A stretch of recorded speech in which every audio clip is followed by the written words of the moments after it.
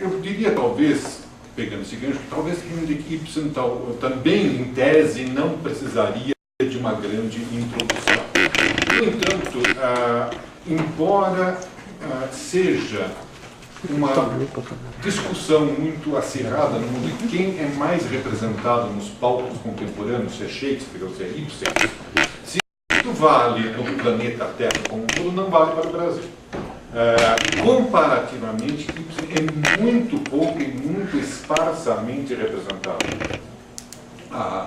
A Jane Pereira, que tem um mestrado exatamente sobre Ibsen no Brasil, vale a pena depois, quem tiver interesse, consultar, demonstra isso fazendo tudo desde 1900 e nada, praticamente, mostrando como a crítica é escassa, nem sempre muito lúcida a respeito do Ibsen. Há alguns momentos historicamente interessantes, por exemplo, a encenação de Peer Gynt em 67, em que teve uma certa reprodução. A Casa de Bonecas também, que reiteradamente aparece, uma das vezes recente com a Ana Paula Arósio no papel título, foi aqui em São Paulo, foi no Teatro da FAP, se não me falha a memória. Mas, enfim, comparativamente, nós não temos uma grande tradição de estudos ibsenianos e de apresentação e reinterpretações de Ibsen nos palcos brasileiros. Então, por isso eu ainda acho que talvez para muitos pode ser divertido fazer pelo menos uma breve apresentação do percurso do Ibsen antes da gente entrar na questão tradutológica propriamente dita, né? Então, vamos ver se eu sei usar esse aparelhinho. Sim. Vou fazer um pouquinho de norueguês, eu deixei lá no topo, né? Para quem faz também trabalho também com o alemão, a transparência lexical é suficiente, para os outros o contexto vai dizer do que se trata.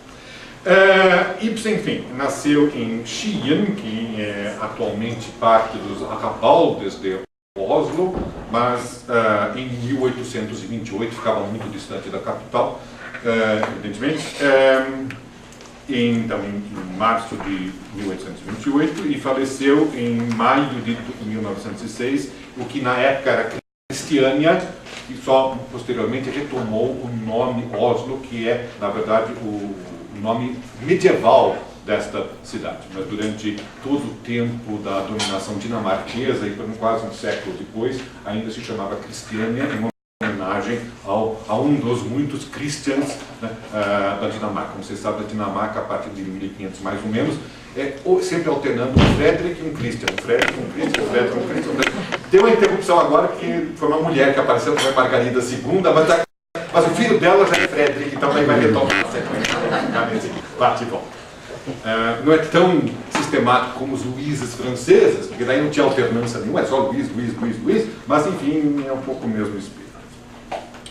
O Ibsen, ele nasceu numa família de comerciantes armadores. Normalmente nessa época as pessoas eram, quando era um, era outro também, ou seja, era comerciante e tinha um ou dois navios veleiros, evidentemente, que faziam o comércio exterior, trazendo produtos, levando produtos. O produto de exportação norueguês básico era madeira, pindiriga, e traziam todos os outros produtos que a Noruega necessitava. Mas, como tanta gente nessa época, em 1835, o pai dele faliu, e na época não havia grandes almofadas sociais, financeiras, de seguros, etc., tal, que pudessem, digamos, amenizar, né, a debacle.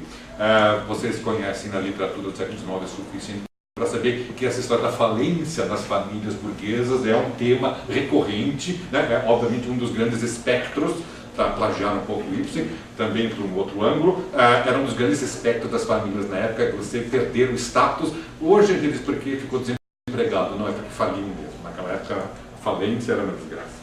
E com isso trouxe certas dificuldades na vida dele, acabou interrompendo seus estudos no que equivalente ao que seria hoje o início do ensino médio, mais ou menos, e foi ser aprendiz de farmacêutico em 1843.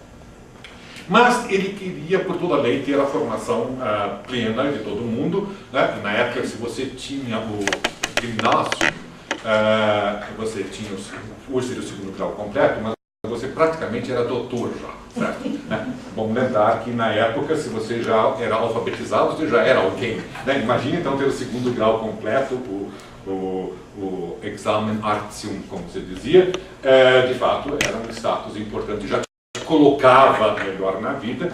E ele então fez como, na época, curiosamente, eu acabei descobrindo, já existia cursinho para entrar na universidade, na verdade, para terminar o segundo grau, e tinha exame de filosofia, latim, grego, um monte de outras coisas assim, para daí você ter o direito, né, de entrar, se matricular na universidade.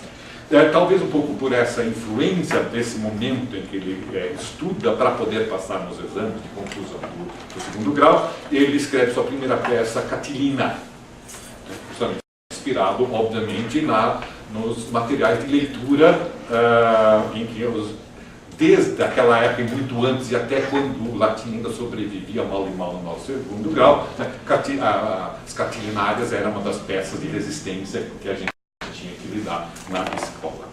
E ele também lidou com isso e acabou produzindo sua primeira peça, que, embora assim, muito vagamente, já traz os elementos que depois marcam a sua trajetória, como aquele que é o diferente, aquele que se opõe às convenções, aquele que se rebela contra o status quo e tenta outros caminhos. Então ele vê em Catilina não o traidor, e sim o herói trágico, na verdade. Aquele que ousa opor-se ao status quo. Que o status quo, se você lembra da história antiga, o status quo na época, no final da República Romana, não era lá aquelas coisas. Né? Quer dizer, havia alguns motivos para alguém se rebelar contra aquela situação. Em 1850, ele daí, nesse mesmo ano, estabelece-se em Cristiana, portanto, na época era com CH, depois passou a ser gravado com K. E praticamente nessa época rompe com a família que ficou atrás em China. Ele tem contatos depois apenas esporádicos, então ele se torna, na verdade, um solitário, sem família praticamente, o que numa sociedade em que ainda os laços da grande família são importantes, isso pesa. Isso pesa e deve fazer parte do make-up psicológico dele. Por quê? Porque talvez era muito comum isso, uma família empobrecida, que perdeu tudo, etc. E tal, caiu na direção de abandonar, vamos dizer, a religiosidade oficial da Igreja Luterana Evangélica e entrou num dos movimentos, na época chamava pietista, hoje nós diríamos movimento crente, provavelmente. Mas enfim, na época não se parecia como uma igreja separada, pentecostal, coisa que era uma linha dentro do luteranismo, não se poderia pensar em outra alternativa, mas que adotava uma visão extremamente restrita, quer dizer, todas as alegrias eram proibidas. Jogar baralho era coisa do cramulhão, né? Beber então nem se fala. O que faziam com o casamento de Canaã, eu não sei, né? A água virando vinho, isso aqui tal, não sei como lidar. E até literatura era a obra do capeta, até prova em contrário. Então, obviamente, para alguém que já estava sentindo os seus primeiros ardores literários, isso era complicado, ele não tinha muito como manter uma relação familiar muito forte nessas condições. Em 1851 ele muda-se para Bergen, onde ele ajuda a criar o teatro de Bergen, o Norske Teater, teatro norueguês, e que contém em si aí já uma história interessante de algo que não é muito complicado de depois aparecer nas traduções. Mas o Ibsen, neste momento, se mostra participante de uma discussão que já nasce nesta época e existe até hoje. A esquizofrenia linguística da Noruega. Qual é o problema? Noruega perdeu a autonomia em finais do século XIV, começo do século XV, e tornou-se uma província da Dinamarca. O que era a língua da corte norueguesa volta para a oralidade, volta a ser uma língua ágrafa, porque a língua oficial da corte, da administração, autoridades civis, militares, eclesiásticas, todas elas são baseadas no dinamarquês, já que é em Copenhague que você nomeia os funcionários civis, militares, eclesiásticos que vão conquistar a Noruega, e onde eles são treinados na Universidade de Copenhague, ou na escola de militar, ou na faculdade de teologia, ou na faculdade de direito. Né?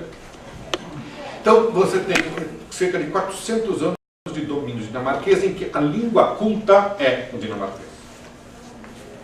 Quando você chega, então, em 1814, fim das guerras napoleônicas e tal, a Noruega tenta se separar da Dinamarca e se tornar um reino independente. Quase consegue.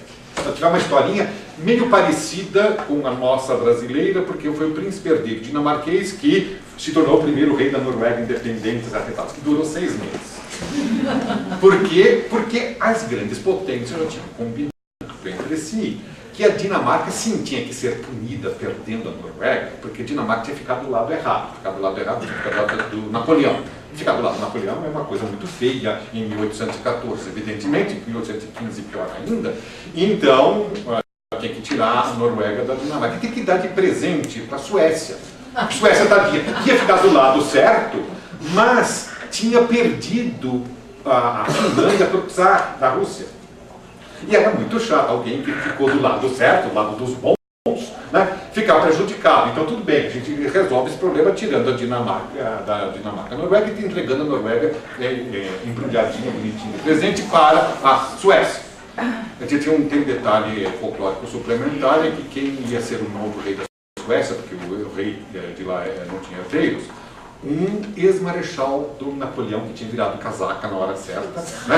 O Marechal Bernadotte, né? Que foi adotado, né? Como filho do rei, daí virou o Carlos João XIV, né? Da Suécia. Muito bem. No final das contas, o que acontece? A Noruega consegue nos arranjos, nas crencas, vamos tentar evitar um excesso de derramamento de sangue. Aceita então o rei da Suécia como rei da Noruega também, mas mantém seu próprio parlamento. Então, quase autônoma, mas quase, né? Ficou ali, né? Quase chegou lá, mas no fundo continua essa espécie de vice-reino, né? O rei, quando não está na Noruega, manda um vice-rei justamente para exercer as funções no lugar dele, etc, etc e tal. E aí você se vê na seguinte situação: estou no meio do romantismo, estou todos nós procurando as nossas raízes, a nossa autenticidade étnica, cultural, etc e tal, e eis-me aqui com um país quase independente, mas não conseguiu chegar lá, e ainda falando a língua do ex-dominador. Porque a nossa língua aqui, então, perdeu-se, tornou-se ágrafa, ninguém mais ensina, está só na boca do campesinato, e totalmente modificado em relação ao que era nos heróicos tempos dos anos 1200 e 1300. E aí?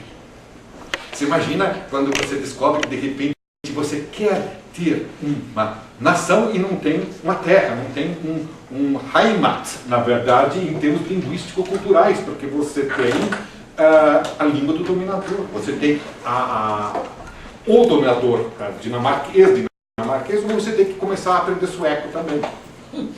E o norueguês, onde é que fica? Bom, e aí o que acontece? Nessa época que estamos falando aqui, 1850 mais ou menos, o teatro em Oslo, cristiano na época, mantém a tradição estilo comédie française, né? Sotaque da comédie française até hoje é francês do século XVIII mais ou menos, né? Então mantém o sotaque do dano-norueguês ou dinamarquês imitando Copenhague, né? É uma filial do Teatro Real de Copenhague na Noruega. Enquanto que no Teatro de Bergen já se procura fazer produções, montagens com elementos de norueguesidade.